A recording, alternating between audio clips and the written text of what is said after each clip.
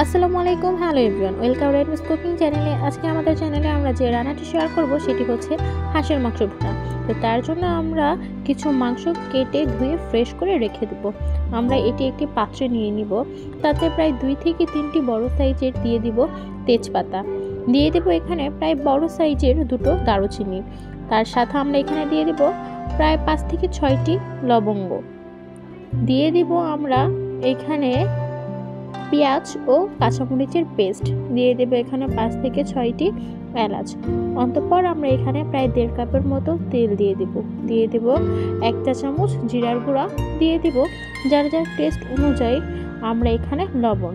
অতঃপর আমরা এটিকে ভালো করে ম্যারিনেট করে প্রায় 10 থেকে 15 মিনিট রেখে দেব।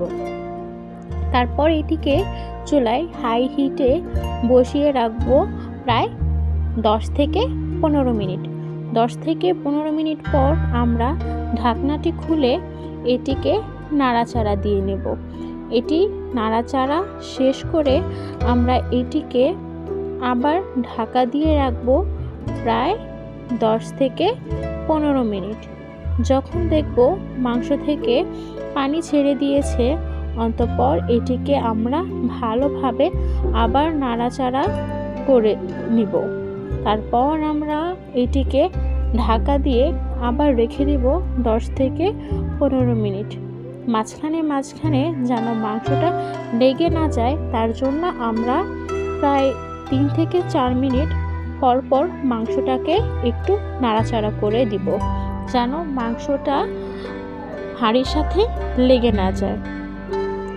যখন প্রায় পানিটা শুকিয়ে আসবে, তখন আমরা এখানে দিয়ে দিব 1 চা চামচ হলুদের গুঁড়ো ও তারই সাথে দিয়ে দেব প্রায় 2 চা চামচ মরিচের গুঁড়ো।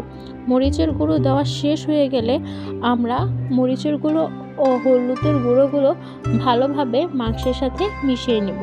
মাংসের সাথে মেশানো শেষ হয়ে গেলে আমরা এখানে দিয়ে দিব কিছু আলু, যেটি প্রায় বড় সাইজ করে কেটে। তারপর আমরা আলু দিয়ে এটিকে ঢেকে রাখবো প্রায় 10 থেকে 15 মিনিট। 10 থেকে 15 মিনিট ঢেকে রাখার পর আমরা এটিকে খুলে ভালোভাবে নাড়াচাড়া করে নেব, যেই পর্যন্ত ঝোলটা শুকিয়ে একেবারে তেলটা না উঠে আসছে।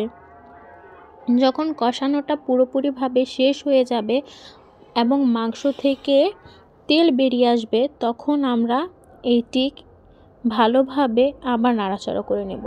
ভালোভাবে নাড়াচাড়া করার পর আমরা এখানে দিয়ে দেব পরিমাণ মতো পানি। এখানে আপনারা আপনাদের মাংস কম বেশি অনুযায়ী এখানে পানির পরিমাপটাও কম বেশি করে দিতে হবে। তো আমরা এখানে আমাদের যতটুকু মাংস আছে সেই পরিমাণ অনুযায়ী আমরা এখানে পানি দিয়ে দেব। পানি দেওয়া শেষ হয়ে গেলে আমরা এটিকে ঢেকে রাখবো আরও 10 থেকে 15 মিনিট পর্যন্ত। 10 থেকে 15 মিনিট পর আমরা আবার ফিরে আসব রান্নায়। আমরা এটিকে আবারও ভালোভাবে নাড়াচাড়া দিয়ে নিব এবং এখানে আমাদের আলু ও মাংস সিদ্ধ হয়েছে কিনা ভালো মতো সেটিকে আমরা চেক করব। যখন আলু ও মাংস সিদ্ধ হয়ে আসবে, তখন আমরা এটিকে নামিয়ে গরম গরম সার্ভ করে নিব। ধন্যবাদ লাস্ট পর্যন্ত দেখার জন্য।